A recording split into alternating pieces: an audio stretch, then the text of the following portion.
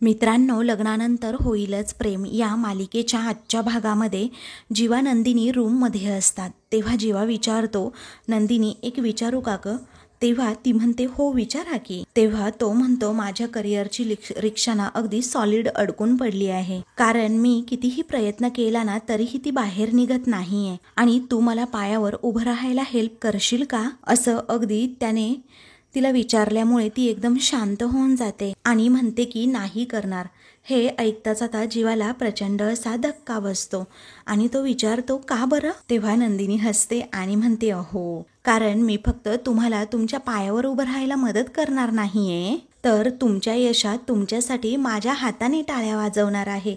असं पॉझिटिव्हली ती बोलते. मग नंदिनीचं हे बोलणं ऐकून जीवाला खूपच आनंद होतो आणि तो म्हणतो, ओके. आता ती विचारते, ऐका ना, नेमकं काय करायचंय तुम्हाला आयुष्यात हे मला सांगा. तेव्हा जीवा काही सांगणार तितक्यातच म्हणतो, थांबा सांगतो, पण मला एक गरमागरम चहा हवाय. तेव्हा ती हसते आणि म्हणते, बरं आणते मी तुमच्यासाठी चहा. तर नंदिनी आता सपोर्ट करणार या विचाराने जीवाला खूप आनंद होतो आणि तो तिच्याकडे बघतच राहतो. तर इकडे आता पार्थ आणि काव्या दोघेही कॅफेमध्ये असतात. तेव्हा पार्थ म्हणतो, हो प्या प्या, तुमची आईस कॉफी गरम होईल नाही तर. असं म्हणून तो जेव्हा हसतो तेव्हा काव्या डोळे मोठे करून त्याच्याकडे बघते, तर तो एकदम गप्प राहतो. आता ती कॉफी पिणार तेवढ्यातच पार्थ मोठ्याने ओरडतो, अहो थांबा थांबा थांबा.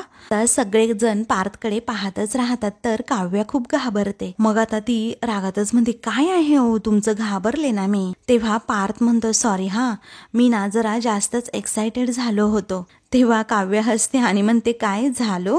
तेव्हा काव्य म्हणते, झालो नाही तर तुम्ही नेहमीच जास्त एक्साइटेड असता. तेव्हा तो आता म्हणतो, अहो घ्या ना थोडं ॲडजस्ट करून आता. तेव्हा काव्य म्हणते, हो घेते हा, अगदी ॲडजस्ट करून घेते. आणि आता सांगणार आहात का कशाला एवढ्या मोठ्याने ओरडलात ते? इथे कॉफी सांडली असती माझी. तेव्हा तो म्हणतो, आज ना आपण जरा वेगळ्या प्रकारे कॉफी पिऊयात. तेव्हा आता लगेचच ती विचारते, यात वेगळं काय करणार आहे आपण? आता कॉफीमध्ये मीठ, मोहरी, मिरची मसाला टाकून कॉफी प्यायची आहे का? मग आता एकदम बाईसारखा तो बोलतो, अशी कोण कॉफी पितं हो? माझं असं म्हणणं आहे ना, तुमची कॉफी मी पितो आणि माझी कॉफी तुम्ही प्या.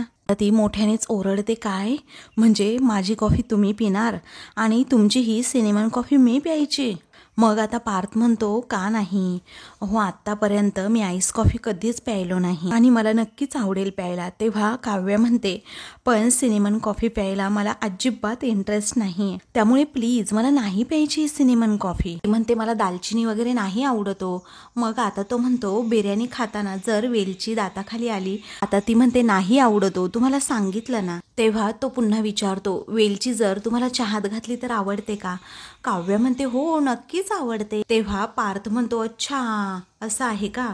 बरं, वेलची एरवी तुम्हाला आवडत नाही, पण अशी चहात घातल्यानंतर आवडते. तसंच दालचिनीचं सुद्धा आहे, तुम्हाला एरवी ती आवडणार नाही, पण कॉफीमध्ये घातल्यावर नक्कीच आवडेल. तेव्हा ती तरीही हट्टच करते की नाही नाही, मला सिनेमन कॉफी पिण्यामध्ये काही एक इंटरेस्ट नाहीये. तुम्हाला जर आईस कॉफी ट्राय करायची असेल तर मी लगेचच ऑर्डर करते, तुम्ही घेऊ शकता. मग आता प्याना काय, मी सुद्धा ऑर्डर करू शकतो ती आईस कॉफी. पण कसं आहे ना काव्या, युनिवर्स आहे ना आपल्याला रोज काही ना काही असं सांगत असतं. कारण नवीन नवीन गोष्टी करून पहा, नवीन नवीन एक्सपिरियन्स घ्या. कारण काय माहीत, तुम्हाला जे आवडत नाहीये ते हळूहळू आवडू सुद्धा लागेल. असं म्हणून तो तिच्याकडे बघतच राहतो. तेव्हा काव्या सुद्धा अगदी त्याच्याकडे खूप वेळ पाहत राहते. दोघेही अगदी एकमेकांमध्ये जणू रमूनच जातात. त्यानंतर काव्या एकदम शांत होते आणि विचारते, काय हो नक्की कशाबद्दल बोलताय तुम्ही पार्थ? तेव्हा तो हसतो आणि म्हणतो, मी सिनेमन कॉफी बद्दल बोलतोय. तेव्हा काव्या जरा शांत होते. मग पार्थ विचारतो, काय हो तुम्हाला कशाबद्दल वाटलं? तर काव्या म्हणते, कुठे काय, काहीच नाही. ठीक आहे चला आता, कारण तुमचं युनिवर्स जे काही म्हणतंय ते जरा ऐकूयात. आता घेऊयात वेगळा काहीतरी एक्सपिरियन्स. तेव्हा तो आता थँक्यू सो मच, हे घ्या असं म्हणून कॉफीची अदलाबदल करतो. तिला ती सिनेमन कॉफी अजिबात आवडत नसते तरीही फक्त पार्थसाठी ती स्वतःकडे ती कॉफी घेते. तिचा चेहरा मात्र पडलेला असतो. पार्थ लांबूनच आता तिला चिअर्स करतो. मग आता ते दोघेही अगोदर कॉफीचा एक एक घोट घेतात आणि एकमेकांकडे बघत राहत अशा भुवया उंचवतात की कशी आहे कॉफी. आणि मग नंतर ते दोघेही न आवडणारी कॉफी एकमेकांसाठी का होईना पिऊ लागतात आणि त्या कॉफीचा आनंदसुद्धा घेत असतात. त्यानंतर आता पार्थ लगेचच ॲक्शन करून सांगतो की खूप छान आहे ही कॉफी. त्यानंतर आता कॉफी पिल्यानंतर पार्थ म्हणतो, ऐका चला मला आता निघावं लागेल, ऑफिसला पण जायचं आहे, पण तुमचं काय प्लॅन आहे? तेव्हा काव्य आता पटकन बोलून जाणार असते की काही नाही, आता इथून थोडं पुढे गेलं ना की तुमचं, असं म्हणून तिच्या लक्षात येतं की मला पार्थला सरप्राईज द्यायचं आहे, त्यामुळे यातलं काही सांगायला नको. मग पार्थ आश्चर्याने तिच्याकडे बघतो की काय आहे. मग आता ती मनातच म्हणते, अरे देवा, मी देशमुखांच्या घड्याळाचं सरप्राईज बोलून गेले असते, बरं झालं पटकन आलं लक्षात माझ्या. तेव्हा तो आता विचारतो, काय हो, काय तुमचं नक्की काय? तेव्हा ती विषय बदलते आणि म्हणते, हो, तुमच्या बडबडीपासून सुटका मिळावी म्हणून मी इथे बसून थोडा वेळ अभ्यास करणार आहे, असं मला म्हणायचंय. असं म्हणून दोघेही पुन्हा एकदा ती कॉफी एन्जॉय करत असतात. तेव्हा काव्या पुस्तक काढून आपली वाचू लागते, तर पार्थ आता समोर ठेवलेल्या सुंदर अशा टवटवीत आणि ताज्या गुलाबाच्या फुलांकडे बघतच राहतो. त्यानंतर आता प्रेमानेच तो ते एक फुल हातात घेतो आणि काव्यासमोर आता पकडतो. काव्याला आता ते अनकम्फर्टेबल वाटतं आणि ती थोडीशी रागात म्हणते, आता लिमिट्स क्रॉस करताय देशमुख तुम्ही. तेव्हा आता तो म्हणतो, नाही, मला माहीत आहे माझ्या लिमिट्स. अहो, हे तुमच्यासाठी ना बुकमार्क आहे, हे असं दुमडत जाऊ नका हो, बुक ती वाईट दिसतं बघा बरं तुम्ही. तेव्हा काव्य म्हणते, होतं हो माझ्याकडे बुकमार्क, पण आत्ता नाहीये. तेव्हा पार्थ म्हणतो, अहो, हे गुलाबाचं फूल घ्या आणि बुकमार्क म्हणून वापरा. तेव्हा आता काव्य विचारते, बुकमार्क आणि गुलाब कसं शक्य आहे? तो म्हणतो, लोक ना सुकलेला गुलाब वापरतात, परंतु कसं आहे ना, तुम्ही तर काव्य देशमुख आहे, तुम्हाला असं हटके काहीतरी करायची सवय आहे ना. मग आता त्या बुकमध्ये ते गुलाब कसं ठेवायचं हे तिला तो दाखवतो. मग काव्याच्या चेहऱ्यावर नकळतपणे हसू येतं आणि ती त्याच्याकडे बघतच राहते. तेव्हा ती तिच्याकडे ते पुस्तक घेते आणि विचारते, काय हो, हे असं करायला तुम्हाला कोण सांगतं? तुमचं युनिव्हर्स सांगतं का? पार्थ आता हसूनच म्हणतो, हो, माझं युनिव्हर्स सांगतं. मग काव्य विचारते, काय हो, हे गुलाब जर माझ्या पुस्तकात कुणी बघितलं तर मग? तेव्हा पार्थ म्हणतो, काय? अहो, सांगायचं की मी दिलंय ते. तेव्हा काव्या डोळे मोठे करूनच पुन्हा त्याच्याकडे बघते. मग आता पार्थ म्हणतो, सॉरी, अहो, अनिशाने दिले असं सांगा हवं तर, काहीच प्रॉब्लेम नाही, त्यात काय एवढं ना. तेव्हा आता ती म्हणते, बरं सांगेल आपलं काहीतरी, पण आता उठा की, आणखी काही सांगितलंय का तुमच्या युनिव्हर्सने की जे मला सांगणं अजून बाकी आहे? तेव्हा तो म्हणतो, आता मी पळतो तेव्हा ती म्हणते, अहो, पळू नका, जरा सावकाश जा. तेव्हा आता काव्याच्या मनात पार्थविषयी असणारी काळजी इथे स्पष्टपणे दिसून येते. त्यामुळे पार्थला अजूनच आनंद होतो. तो खूप प्रेमाने काव्याकडे बघतो, तर काव्यसुद्धा त्याच्याकडे बघते. तेवढ्यातच एक मुलगा तेथे येतो आणि विचारतो, सर किती वाजले? पण पार्थच्या हातात आता घड्याळ नसल्यामुळे तो खिशातून मोबाईल काढतो आणि लगेचच त्याला सांगतो की किती वाजले आहेत ते. त्यावेळी तो थँक्यू असं म्हणून तेथून जातो. तर पार्थच्या हातात घड्याळ नाही हे पाहून काव्याला थोडंसं वाईटच वाटतं. त्यानंतर पार्थ आता निघालेला असतो, तेव्हा काव्या खूप प्रेमाने आता त्याच्याकडे बघत असते आणि म्हणते, देशमुख, अहो, तुमच्या हातात आता घड्याळ नाही आहे, परंतु संध्याकाळी ना तुम्हाला खूप छान सरप्राईज देणार आहे मी, जस्ट वेट अँड वॉच. तर आता दुसरीकडे नंदिनी आणि जीवा हे दोघेही चहा पित असतात. तेव्हा आता जीवाने सांगितलेलं असतं की त्याला नक्की काय करायचं आहे, लो कॉस्ट हाऊसिंग आणि कमी डिझाईन. तेव्हा आता ती हसते आणि विचारते, काय करायचंय, मला नाही समजलं. जीवा म्हणतो, अगं, दादाजी घरं डिझाईन करतो ना, ती मोठ्या मोठ्या क्लायंटसाठी रो हाऊसेस, बंगलोज किंवा डुप्लेक्स अपार्टमेंट अशी असतात, पण ही घरं असतात ना, ती सामान्य लोकांना नाही परवडत अगं नंदिनी, आणि मला ना त्या लोकांना परवडतील अशी घरं बांधायची आहे, म्हणजेच कमीत कमी खर्चामध्ये खूप छान डिझाईन केलेली. म्हणजे आता तूच बघ ना, आपल्याकडे इतका पाऊस पडतो आणि त्याचं पाणी सुद्धा साचतं, ते पाणी घरात सुद्धा शिरतं कधी कधी, म्हणजे आणि लोकांचे अक्षरशः संसार सुद्धा उद्ध्वस्त होतात, आणि हेच कुठेतरी थांबायला हवं ना. आणि म्हणूनच मला अगदी कमीत कमी खर्चातली घरं बांधायची आहेत. मी दादाला नेहमी म्हणतो की इतकी अलिशान मोठी मोठी घरं बांधली जातात दादा, म्हणून कितीतरी वर्ष लोकांना परवडत नाही अशी रिकामी पडून असतात ती. तेव्हा नंदिनी म्हणते हे मात्र खरं आहे हा, हे खूपदा पाहिलंय मी. तेव्हा जीवा म्हणतो हो ना, मला हे असंच वाटतं. मग मी खूपदा हे पाहिलंय, त्यामुळेच मला असं वाटतं सामान्य आणि गरजू लोकांना परवडतील अशी घरं बांधायची आहेत, ते सुद्धा अगदी कमी खर्चात. म्हणजे लोकांना मग कळक्या पत्र्यांच्या आणि विटांच्या किंवा झोपडीसारख्या घरात राहावं लागणार नाही.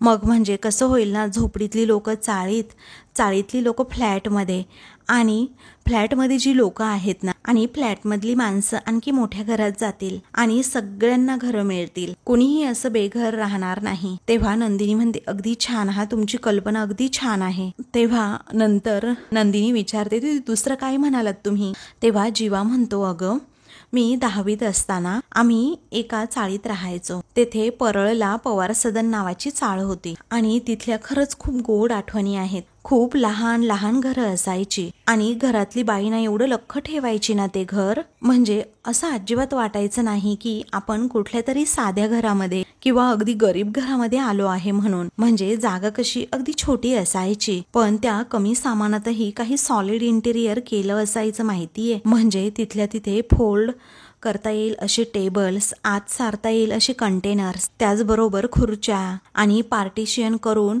1 बेडरूम, त्याचबरोबर किचन सारखी घरं झालेली मी पाहिली आहेत. आणि अगं तेव्हापासूनच मला समजलं की सुखी होण्यासाठी खूप सामानाची किंवा खूप मोठ्या घराची गरज नसते. थोड्या आणि कमी गोष्टींमध्ये सुद्धा ना तुम्ही सुखी होऊ शकता. आणि म्हणूनच मला थोडी वेगळी आणि कमी किमतीची घरं बांधायची आहे. मग नंदिनी खूप कौतुकाने आता जीवाकडे बघत असते, कारण तिला माहीत असतं हे करण्यासाठी ना घरातील सगळेजण जीवाला सपोर्ट करणार, म्हणजे करणारच, कारण जीवाची आयडिया युनिक आहे, वेगळी आहे. मग जीवा अगदी आत्मीयतेने सांगत असतो, तळमळीने सांगत असतो, नंदिनी कसं आहे ना अगं, दादा आणि बाबा करतात ना यापेक्षा ही कल्पना खूप वेगळी आहे, मला माहिती आहे. परंतु गरीब लोकांना ना याचा खूप फायदा होऊ शकतो आणि आनंद निवासमधली माणसं सुद्धा या मॉडेलचा वापर नक्कीच करू शकतात. तेव्हा नंदिनी म्हणते खरंच किती छान समजावून सांगितलं हो तुम्ही मला, आणि किती उत्तम कल्पना आहे ही. खरं तर याला कल्पना असं नाही म्हणता येणार, पण सर्वसामान्य माणसांवर जी काही परिस्थिती ओढावते ती तुम्ही स्वतः पाहिली आहे, त्याचं निरीक्षण केलंय आणि तुनच हे सगळं काही सुचलंय तुम्हाला, आणि त्यामुळेच मला हे सगळ्यात जास्त आवडलंय. मग आता तो म्हणतो बाबा आणि दादा जे काही करतायत ना ते सुद्धा छानच आहे हा नंदिनी, पण तुला सांगू मला ना त्या गरजू लोकांसाठी काहीतरी करायचंय, त्यांच्यासाठी घरं बांधायची आहेत. म्हणजे कसं ना ग नंदिनी, तू आनंद निवासमध्ये जे काही करते ना गरजू लोकांसाठी, अगं तसंच काहीतरी करायचंय, मला जमेल ना ग हे, असं तो आता विचार. तेव्हा ती आता त्याचं मनोबल उंचावते आणि म्हणते की का नाही जमणार, अर्थात जमेल. अहो उलट तुमच्या या कल्पना सामान्यांच्या उपयोगी येत आहेत, हे ऐकूनच मला खरं तर खूप म्हणजे खूप समाधान वाटलं. ही खूप मस्त कल्पना आहे, तुम्ही कराच हे जीवा. आणि एक सांगू, तुम्हाला जे करायचंय ना तेच तुम्ही करा, मी ना नेहमी तुमच्या सोबतच असेन. आणि आता इतक्या छान तुमच्या आयडियाज आहेत आणि त्या सगळ्यासाठी चिअर्स तर व्हायलाच पाहिजे. चला आता उचला कप, असं म्हणून दोघेही चहाचा कप हातात घेतात आणि एकमेकांना चिअर्स करतात आणि दोघांच्या मधील अबोला आता मिटलेला असतो, दोघेही खूप खुश असतात. तर आता दुसरीकडे नंदिनी आणि मानिनी या दोघीही स्वयंपाक बनवत असतात. तेव्हा आता मानिनी लगेचच म्हणते नंदिनी तुला माहिती आहे आता गणपती गेले ना सगळ्यांना नॉनव्हेज हवं असणार, कारण सगळेजण नॉनव्हेज खाणारे आहेत ना. आता तू खिचडी, छोले भाजी किंवा पुरी, श्रीखंड असा काही बेत केला ना तर सगळ्यांना लगेचच गॅसेस होतील, कुणाच्या पोटात दुखेल, कुणी म्हणेल की मला हे होतंय, मला आज जेवायचंच नाही, असं असं कारणं सांगतील. अगदी डिनरसुद्धा ते टाळतील हा. तेव्हा नंदिनी विचारते खरंच? नंदिनी म्हणते ते उपाशी राहतील का? अजिबात नाही राहणार. आणि दुसऱ्या दिवशी जेव्हा तू कचरा टाकायला डबा बाहेर घेऊन जाशील ना तेव्हा यांची सगळ्यांची पापं ना बाहेर येतात, चिकन बिर्याणी वगैरे ऑर्डर करतात हे सगळे बाहेरून. मग आता नंदिनी म्हणते आई हे ना सगळे फक्त तुमचे लाड आहेत, जीवाला आणि पार्थला ना मध्ये मध्ये ना पिठलं भाकरी द्यायला हवी, तेव्हा तू त्या दोघांना देशील बाई, पण आमच्या यांचं काय करशील असं मानिनी विचारते. तेव्हा आता मानिनी म्हणते, तुला काय वाटतं ग, ही जी चिकन बिर्याणी वगैरे ऑर्डर केली जाते ती कोण करतं बरं? अगं तुझे सासरे ऑर्डर करतात. तेव्हा नंदिनी विचारते, काय? मग मानिनी म्हणते, हो अगं, आणि म्हणूनच मी म्हणते यांची फूस असते ना, म्हणूनच जीवा आणि पार्थ ना खूप बिथरलेत. तेवढ्यातच मानिनीला एक फोन येतो. तेव्हा आता लगेचच मानिनी म्हणते, बघ ना ग नंदिनी, थोडा वेळ ताईचा फोन आहे, मटण वगैरे शिजलं का बघ हा. तेव्हा नंदिनी हो असं म्हणते. त्यानंतर आता फोनवर बोलत असताना अचानक मानिनी रडू लागते आणि म्हणते, काय नक्की झाले काय पण, असं म्हणून ती खूप घाबरते. तेव्हा आता युग आणि नंदिनी लगेचच धावत तेथे येतात आणि विचारू लागतात की काय झालंय, नक्की काय झालंय. तर मानिनी फोनवर बोलत असते, अगं ताई एवढं सगळं काही झालं आणि तू मला आत्ता सांगतेस का? बरं मी येऊ का लगेच, पुण्याला निघते लगेच हां. तेव्हा आता लगेचच तिकडून नाही असं ताईचं म्हणणं येतं. मग आता जर माझी काही गरज लागली तर लगेचच सांग हा, असं मानिनी म्हणते. तेव्हा काय झालंय अगं आई, बोल ना, असं युग विचारतो. तू पाणी पी बरं अगोदर. तेव्हा मानिनी म्हणते, युग तुला माहिती आहे ना, अरे आपल्या पुण्याचा आनंद दादा आहे ना, त्याचा डिवोर्स झाला. मग आता नंदिनीला आठवतं की कशा प्रकारे मानिनीने सांगितलंय, आमच्या मुलांची जबाबदारी तुमच्यावर सोपवली आहे, त्यामुळे त्यांना असं डिवोर्स वगैरे देऊ नका, त्यांना तुम्ही जपा. मग आता नंदिनीला हे आठवल्यानंतर ती विचारते, आई नंतर काय झालं हो मग? मानिनी म्हणते, अगं ती मुलगी चांगली नव्हती, त्या अपेक्षाचं अफेअर होतं तिच्याच त्या ऑफिसमधल्या बॉस बरोबर. कारण अफेअर अगोदरही होतं आणि लग्नानंतरही चालूच होतं. आणि ही अशी मुलगी आनंदला सोडून गेली म्हणूनच आनंदने काल झोपेच्या गोळ्या घेतल्या अगं, असं म्हटल्याबरोबर इकडे सगळ्यांना धक्का बसतो. तेव्हा हॉस्पिटलमध्ये होता आनंद असं मानिनी म्हणते. पण म्हणजे आत्ता ताई सांगत होती की तो आता ठीक आहे, या मुलांचं करावं काय ना कळतच नाहीये, आई वडिलांचा विचार येतो की नाही यांच्या डोक्यामध्ये. तेव्हा योगला खूप मोठा धक्का बसतो आणि त्या धक्क्यानेच अगदी तो म्हणतो की त्याला ना त्याचं प्रेमच विसरता आलं नसेल, कारण अपेक्षा वहिनीवर खूप प्रेम होतं ना त्याचं. मग आता मानिनी म्हणते, अरे पण तिचं प्रेम होतं का त्याच्यावर? नव्हतं ना प्रेम, मग याने तरी का तिच्या पाठीपाठी फिरायचं? आणि असतं तर असं घडलंच नसतं. अरे युग मला एवढंच कळतंय की जे सोडून जातं ना ते कधी प्रेम नसतंच, कारण काय करताना तुम्ही आजकालची मुलं तेच कळत नाही, असं मानिनी वैतागून म्हणते. तर युगला आता खूप वाईट वाटलेलं असतं, तो अगदी इमोशनल होतो. मग मानिनी म्हणते, तुम्हाला ना फक्त तेच प्रेम दिसतं जे तुम्हाला सोडून गेले, आणि त्या सोडून गेलेल्या प्रेमाच्या आठवणी तुम्ही स्वतःचा जीव देण्यापर्यंत विचार करण्यापर्यंत जातात. अरे एवढी मजल तुमची जाते आणि अशा वेळेला तुम्हाला आई वडिलांची आठवण येत नाही का?